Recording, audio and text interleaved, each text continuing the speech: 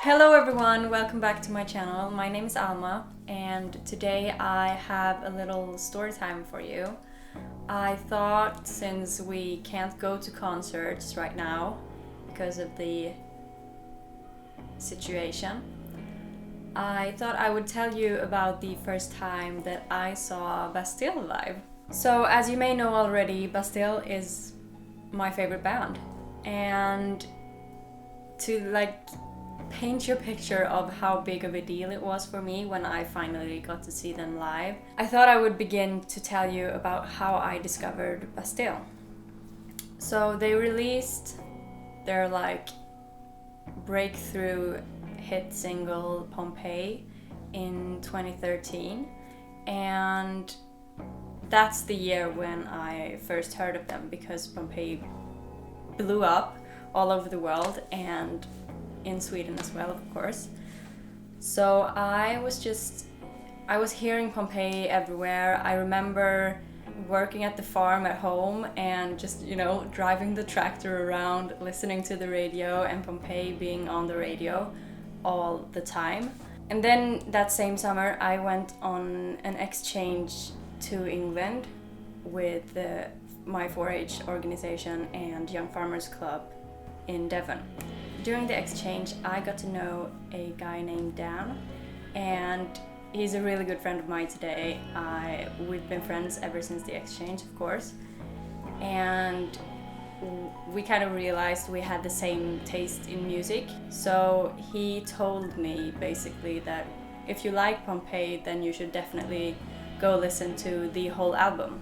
That's kind of what I did. As soon as the exchange was over, it was I remember I went home and I put on Bad Blood on Spotify, and I fell in love instantly with this band that I don't know what it was about them that made me so invested in them so quickly. I was searching videos on YouTube on live performances and interviews, and I was just listening to the album on repeat.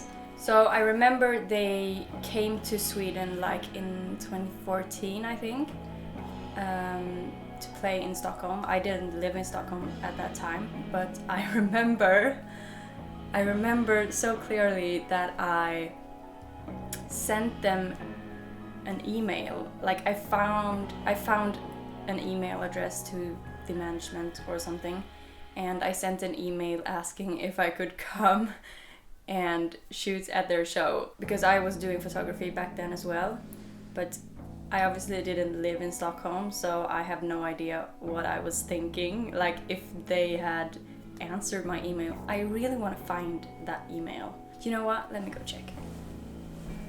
Okay, so I told you I fell in love with Bastille in 2013, and I thought they played in Stockholm in 2014, but I found now the email. This is so embarrassing, but also so incredibly funny. Oh my god, I'm so embarrassed.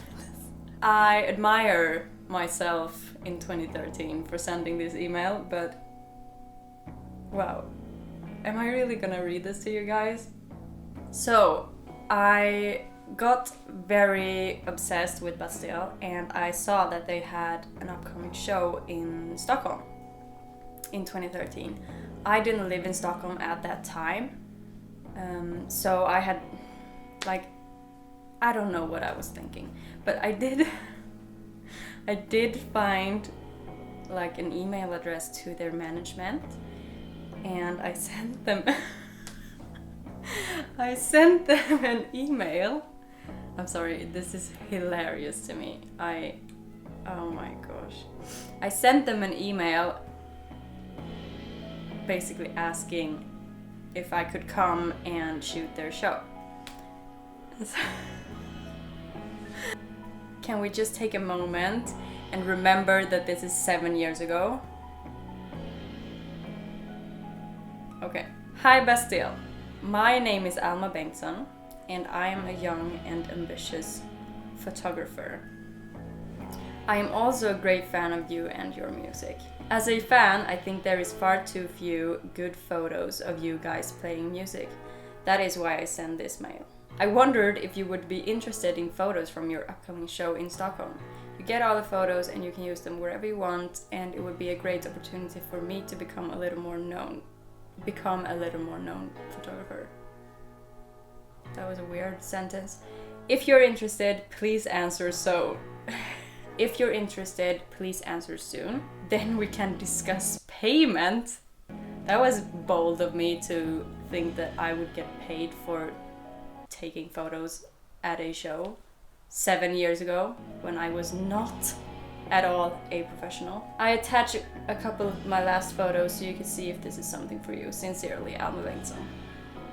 I'm not gonna show you the photos that I attached to this email because no. So I sent that email. I obviously didn't get a reply because if you'd seen those images, you would not want to work with me at that time. Of course, now I'm a professional and I know what I'm doing.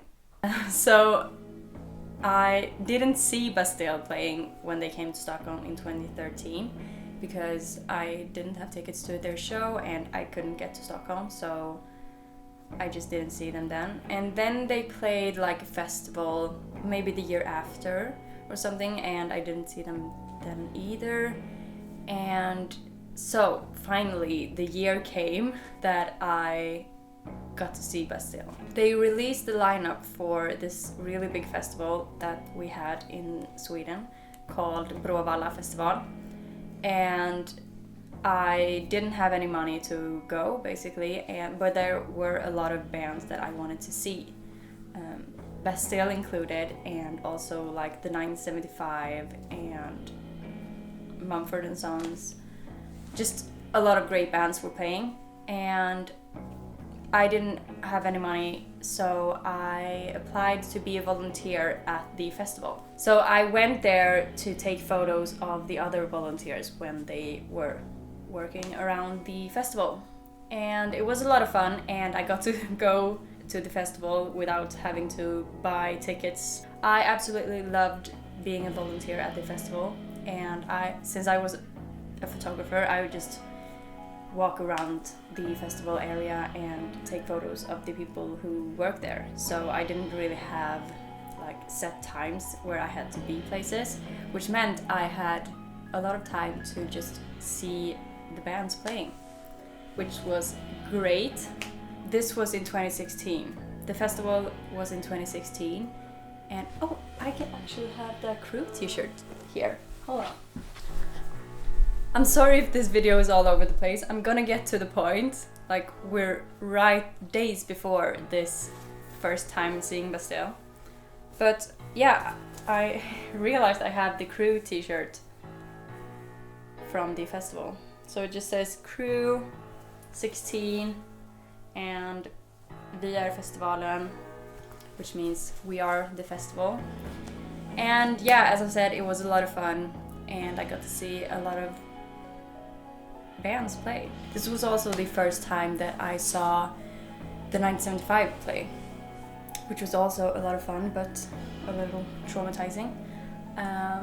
Anyway, I came to the festival, I think on the Wednesday, and I woke up that day when we were going to travel to the festival, and I felt that like I had a sore throat, which was not a lot of fun because I didn't want to get sick just, at the festival, but that's pretty much what happened. Basically, I came to the festival. The first night was horrible. I probably had a fever and I was just not feeling good that night. I woke up feeling pretty like drained of energy, and you know, I had 3 days of being at a festival, sleeping in the tent, working as a volunteer ahead of me. But you know, the thing with this cold that I caught was that it was basically stuck to my vocal cords. And yeah, so the first day it was all right, but then I saw the 975 on the evening, and after that my voice was pretty much gone, so I could not talk for like the rest of the festival experience that I had. But that didn't stop me from, you know, singing my lungs out at every concert. So the day that Bastille was playing, I remember the weather was a bit unstable. It hadn't rained all day, but it was like gray clouds coming in, and yeah, it was fine. It was classic Swedish summer weather. I met up with my friend who was at the festival as well, and we went to the stage where Bastille was gonna play. So the band that played before Bastille was Mike Snow.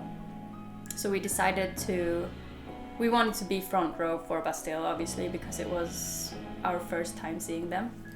And Mike Snow was playing, so we just, you know, found a place at the front row while he was playing. Right before Bastille went on stage, it started raining, so we were soaked.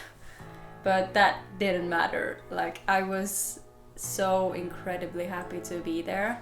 I can't even explain how much I was feeling in that moment when Bastille went on stage, but it was just incredible. I think I cried for the whole concert. I sang along to every song, even though I didn't have a voice left.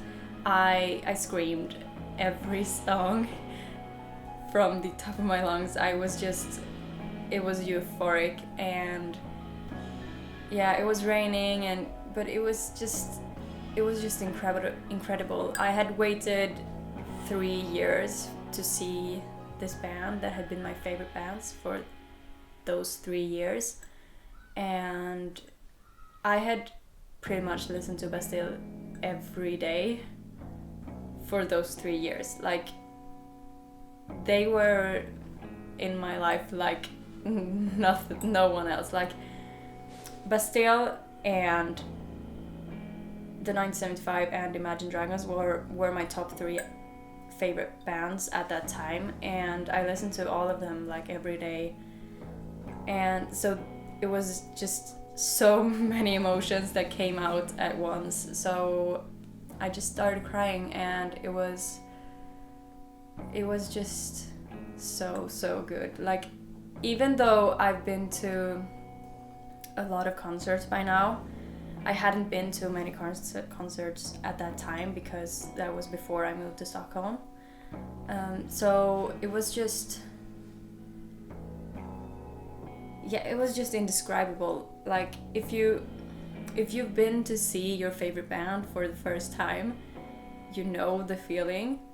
But it was, yeah, I can't begin to tell you how happy I was to finally see them.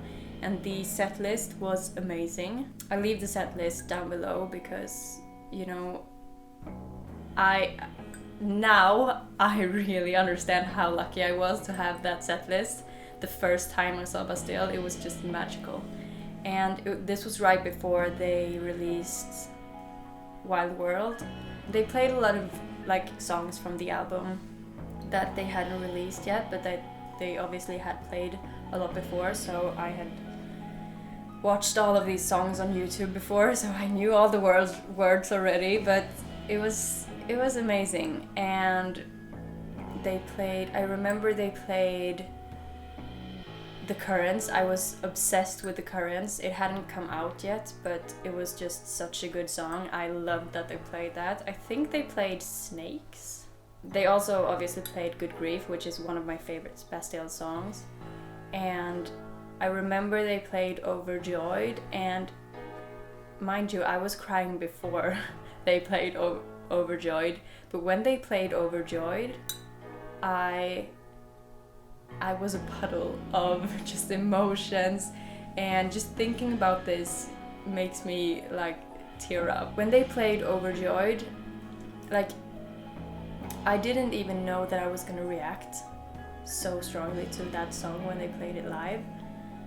Like Oblivion was probably my favorite song at the time, but so I would have expected this reaction from myself if they played Oblivion.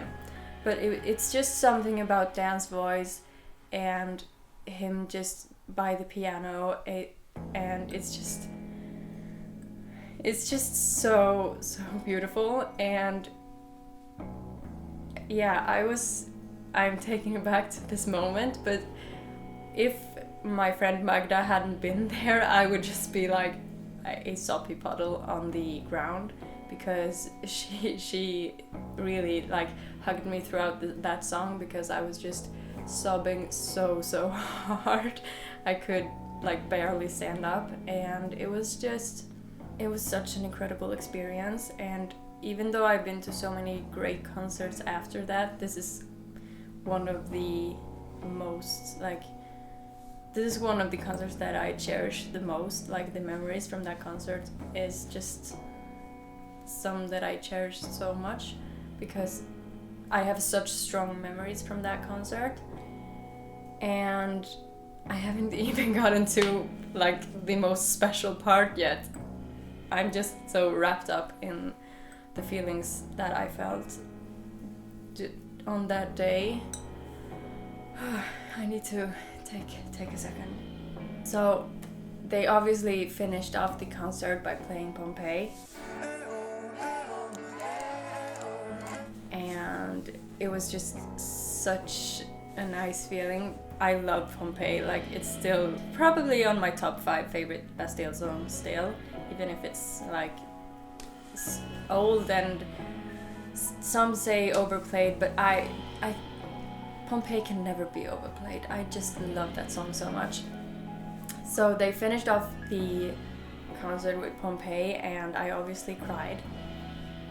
They went off stage and threw out the plectrums, and so there was like 2 meters from the stage to the audience, and so all of the plectrums didn't like make it over the fence, but there was this security guard that had stood right in front of me the whole concert, and she picked up this plectrum, and the girl next to me said, I heard, like, I was just so wrapped up in feelings from what I had just seen, but she picked up this plectrum, and the girl next to me, I remember her saying, like, you should give it to her because she's been crying. And she meant me, obviously, because I was crying so hard. And I just remember like feeling so grateful that she said that, but the security guard was already on her way to me. And she took my hand and she put the plectrum in my hand and said, you sang along to every song. And she was just, it's, wow. I haven't like spoken about this in so long, but I was just taken aback, like, at how nice everyone was around me. And like, I've been to concerts now that you know that people fight for these like plectrums and drumsticks and whatever, but that was just such a precious moment that I will never forget. Can you see? It says Bastille. I've really come to learn that Bastille fans are the nicest people, and don't underestimate security guards, because sometimes they are incredibly nice.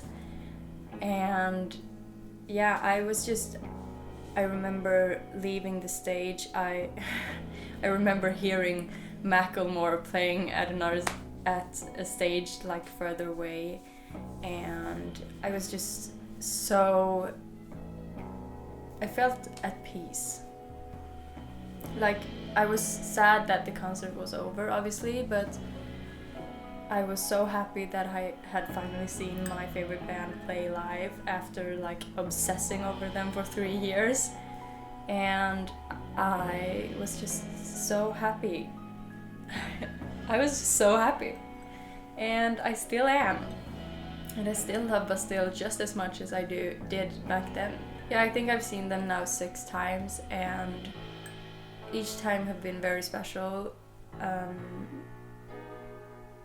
I don't think you can go to a Bastille concert and be disappointed, because they're just such an amazing band live, and just overall they're such an amazing band. And I do think about myself 7 years ago sending them an email asking them if they wanted some photos of them playing. And you know, I saw photos from that show and they were absolute shit. So I think even 7 years ago I could have taken better photos than some photographers did at that concert. I'm just saying, it goes without saying that I would be incredibly honored to work with a band like Bastille someday, and I hope that someday I get to shoot one of their concerts, or like the dream I have is to go on tour with them, obviously, because that would be amazing. And just imagine the photos I would take. They would be amazing, like unbelievably amazing. But yeah, I'm off track. I got very emotional there for a moment, but that's what music does to me. Like, it's very emotional and it means a lot to me. I'm very thankful that I've seen almost all of my favorite bands live, and I have so many special memories going to concerts, and I really do miss it so much now that we can't go to concerts right now. But I know it's gonna be so incredibly special when we get to do it again. Like, I will never take that for granted ever again. I can't describe how amazing it feels for me to be at a concert. Like, that's my favorite thing to do in the entire world, is to go to concerts. I hope, fingers crossed, that we can do it very soon, and that people take the responsibility and just listen to their government, or just stay at home and don't put people in danger. Like, if the quicker we can get this to go away, the quicker we'll be at a concert again. I feel like I should wrap up this video. I have no idea what this video is gonna be, like, other than a hot mess. I think that is all for today. I really hope you enjoyed this video, and please tell me about your first time seeing your favorite band. I would love to hear all your stories, because that will make me very happy to read all your stories and how you felt seeing your favorite band for the first time. It would be so nice for me to read about that and discuss concert memories with you guys, because that's what we can enjoy right now, safely in our homes. Please like this video if you liked it, and I will see you very soon. Bye. Hello, all my cool cats and kittens. Oh, I need to sneeze. I don't have corona. That was a hot mess, wasn't it? Do you like my new tattoo? Do you like it? I'm in love with it. Wow. It's so nice. I feel so cool. Not gonna lie. Oh my god, I'm all sweaty now from crying.